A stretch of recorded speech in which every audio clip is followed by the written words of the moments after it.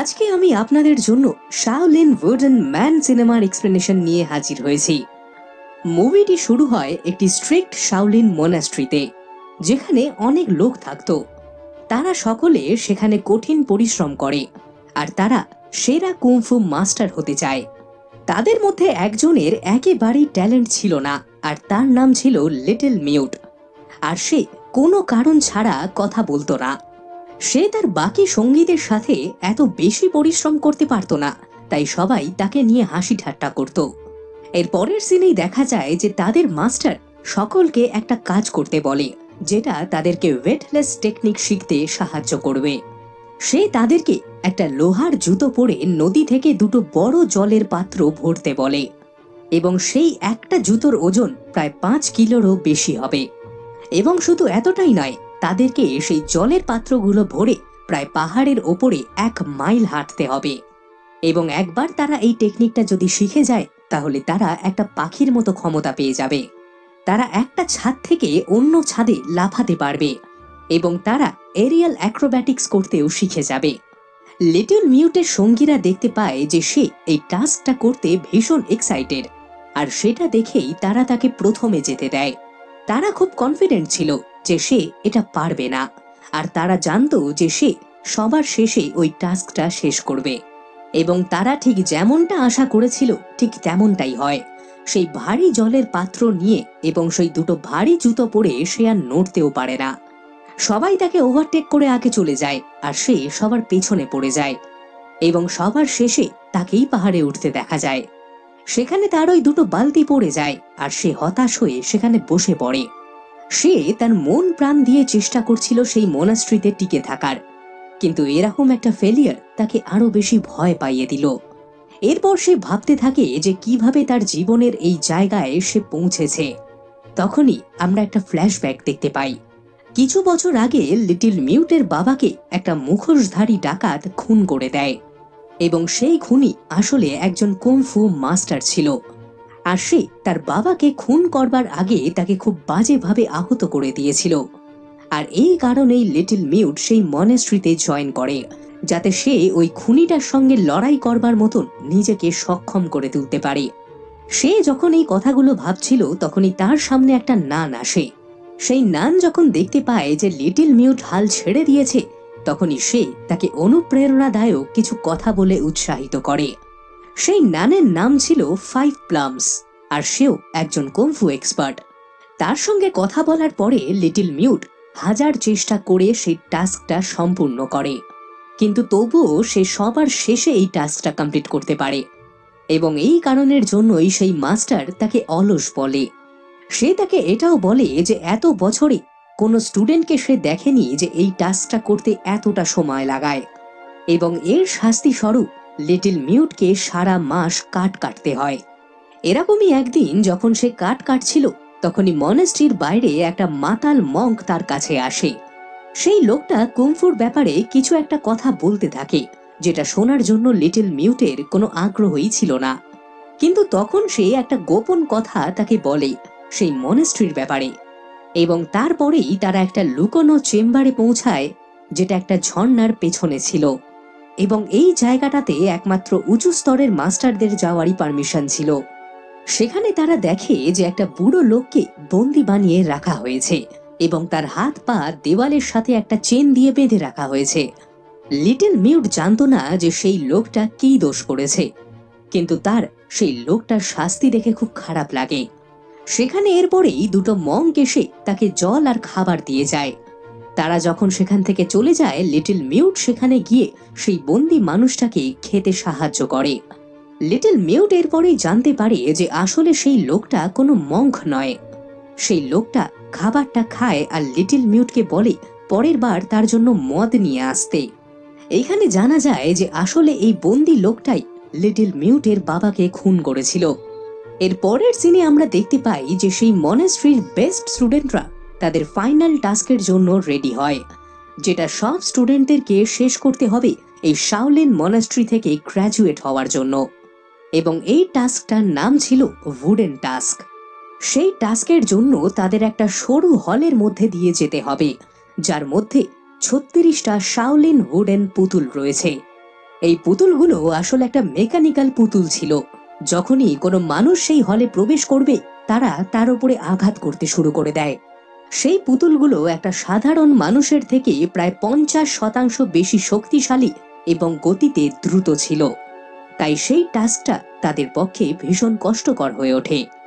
একটা স্টুডেন্ট একেবারে কনফিডেন্সের সাথে ভেতরে ঢোকে, কিন্তু সেখানে সে এত মার খায় যে তাকে বাইরে বের করে নিয়ে আসতে হয়, এবং মাস্টার তাকে ওভার কনফিডেন্ট হওয়ার জন্য ধমক দেয়। বাকি সবাইকে সে এটার থেকে শিক্ষা নিতে বলে, আর বলে যে ফাইনাল টাস্কে কখনো আন্ডার এস্টিমেট করো না। পরের দিন লাঞ্চের সময় আমরা দেখি যে লিটল মিউট একটা পাউরুটির টুকরো নিজের কাপড়ে লুকিয়ে নেয়, এবং সে আরেকটু মদ চুরি করে সেই মাতাল মঙ্কের থেকে। এবং সুযোগ বুঝে সকলের নজর এড়িয়ে সে ওই ঝর্ণার পাশের গুহটায় চলে আসে, এবং সেই লোকটার সঙ্গে সেখানে দেখা করে সে ওই ওয়াইনটা তাকে দেয়। এবং ওই ওয়াইনটা খেয়ে সেই লোকটা লিটল মিউটকে বলে যে সে যখন এখান থেকে বেরোবে তখন সে তাকে পুরস্কার দেবে। সেখানে তারা অনেকক্ষণ ধরে সেই উডেন টেস্টের ব্যাপারে কথাও বলে, এবং সেই বন্দিটা বলে যে ওই টেস্টটা ভীষণ মজার। আর সে এটাও বলে যে সে ওই কাঠের পুতুলগুলোকে এক মুহূর্তের মধ্যে ধ্বংস করে দিতে পারে যদি তাকে খুলে দেওয়া হয়। লিটল মিউট তার কথায় বিশ্বাস করে না, কিন্তু সে মন দিয়ে তার সব কথা শোনে। সেই বন্দিটা তাকে এটাও বলে যে তাকে এই শাস্তি দেওয়া হচ্ছে কারণ সে একটা নতুন কুংফু টেকনিক প্র্যাকটিস করছিল, যেটার নাম লায়ন্স রোর।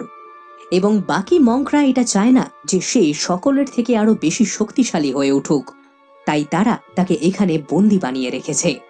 পরের দিন আমরা দেখি যে লিটল মিউট কিচেন ডিউটি নেয়, এবং সে আবার মদ চুরি করার চেষ্টা করে, কিন্তু এইবারে সে ধরা পড়ে যায়, এবং সেই মঙ্ক তাকে শাস্তি দেয়।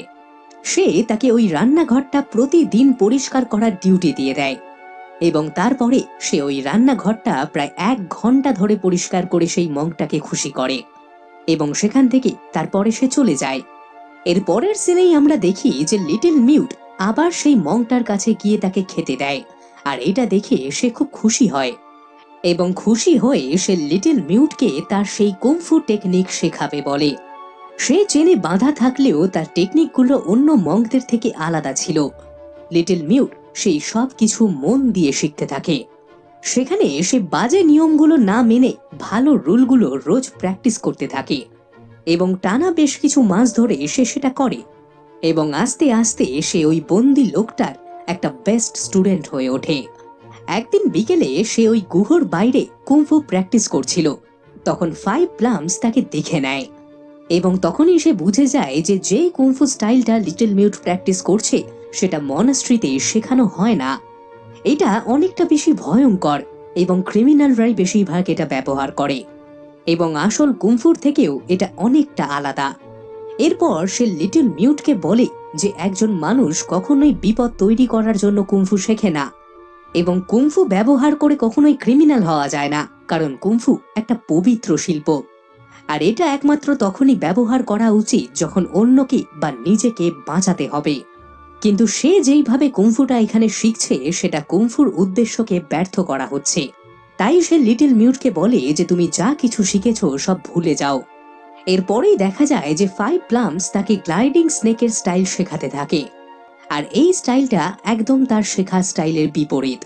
তখন লিটল মিউট দুজন মাস্টারের থেকে সেই স্টাইলগুলো শিখতে থাকে। এরপর তার কাছে অপশন ছিল দুটো প্রিন্সিপালের মধ্যে থেকে বেছে নেওয়ার ভালোটা। সময়ের সঙ্গে সঙ্গে লিটল মিউট সেই দুটো স্টাইলেই পারদর্শী হয়ে ওঠে, এবং সে একটা খুব শক্তিশালী যোদ্ধা হয়ে ওঠে।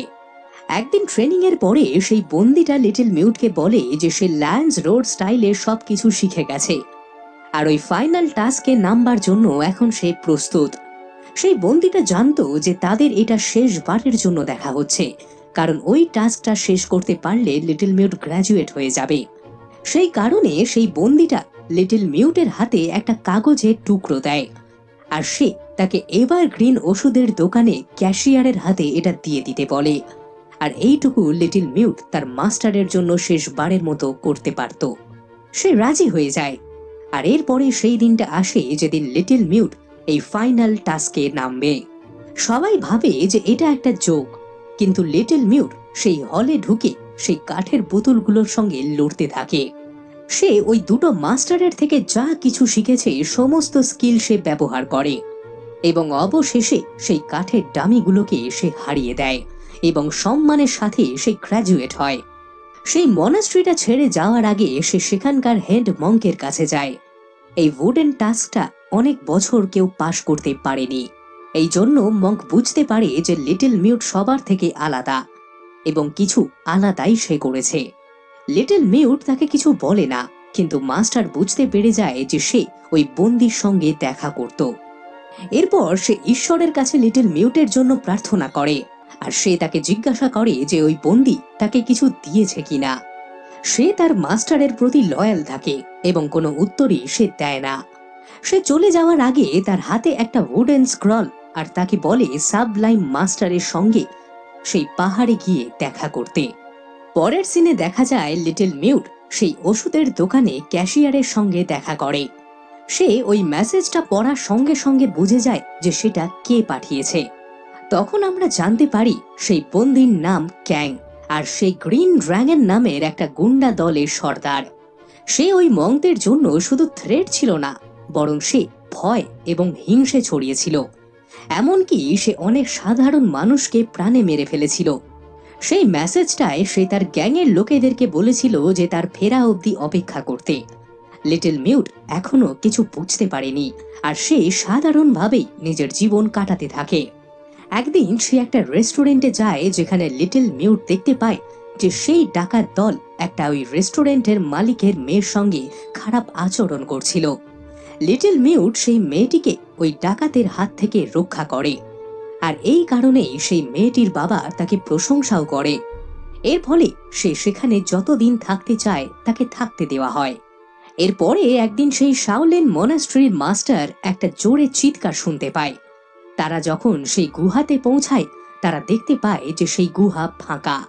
ক্যাং লায়ন্স রোড টেকনিকের মাস্টার হয়ে গেছিল আর সেটা ব্যবহার করে সেখান থেকে সে পালিয়ে যায়। সেই রাতে ওই ড্রাগন গ্যাং আবার সেই মেয়েটিকে বিরক্ত করে। তারা তাকে তুলে নিয়ে যেতে থাকে আর তারা চায় যে সে তাদের মাস্টারের একটা উপহার হবে আর তার সব কাজ সে করে দেবে। সে তাদের সঙ্গে লড়াই করার চেষ্টা করে, কিন্তু অবশেষে তারা অপহরণ করে তাকে নিয়ে চলে যায়। পরের দিন লিটল মিউট আর ওই অর্কিড রেস্টুরেন্টের একটা ওয়েটার তাকে খুঁজতে যায়। তারা খুঁজতে খুঁজতে হঠাৎ দেখতে পায় যে ক্যাং সেই মঙ্কদের সঙ্গে লড়াই করছে আর তারা তাকে পালিয়ে যাওয়ার থেকে আটকানোর চেষ্টা করছে। ক্যাংকে চেনার ফলে লিটল মিউট তাকে পালাতে সাহায্য করে ওই মঙ্কদের ডিস্ট্র্যাক্ট করে। সেই গ্যাংয়ের লিডার তাকে ধন্যবাদ জানায় এবং তাকে কথা দেয় যে সে ওই মেয়েটাকে তাকে খুঁজে বের করতে সাহায্য করবে। এরপর তারা তিনজন একটা রেস্টুরেন্টে খেতে যায়, কারণ ক্যাং অনেক বছর ভালো কিছু খায়নি। হঠাৎই ক্যাং সেখানে একজন ন্যাড়া লোককে জানলার বাইরে দেখতে পায় আর তাকে সে একটা মঙ্ক ভেবে মেরে ফেলে।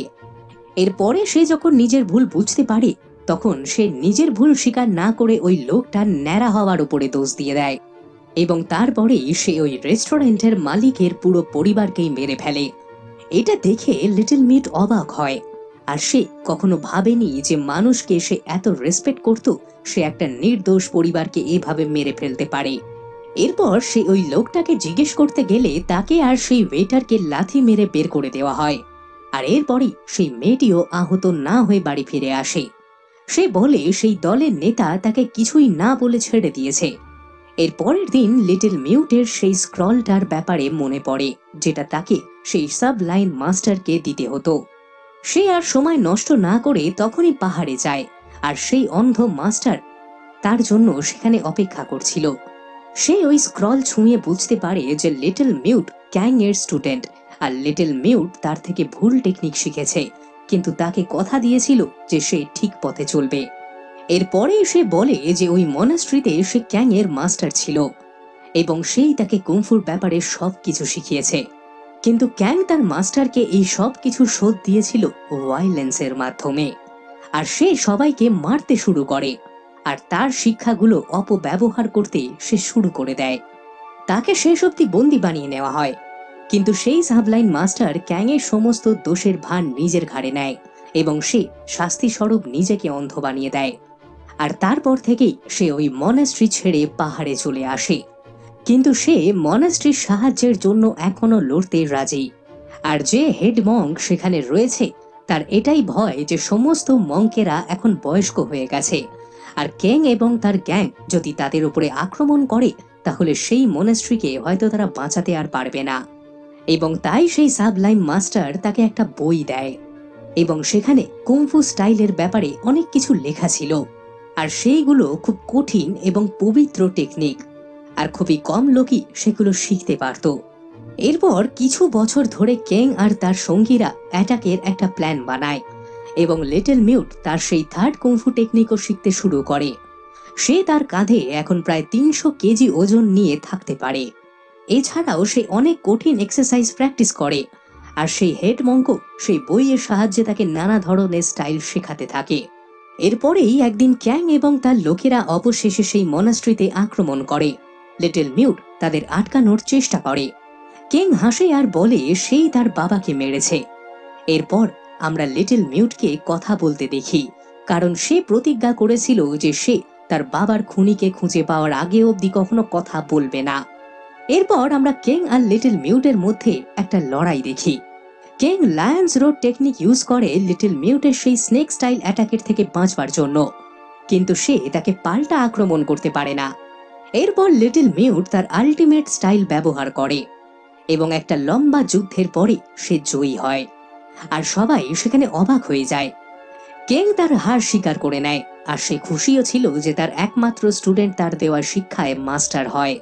এরপর লিটল মিউট অবাক হয়ে যায়, আর ক্যাং তাকে থ্রোট মুভ দিয়ে মেরে ফেলার চেষ্টা করে।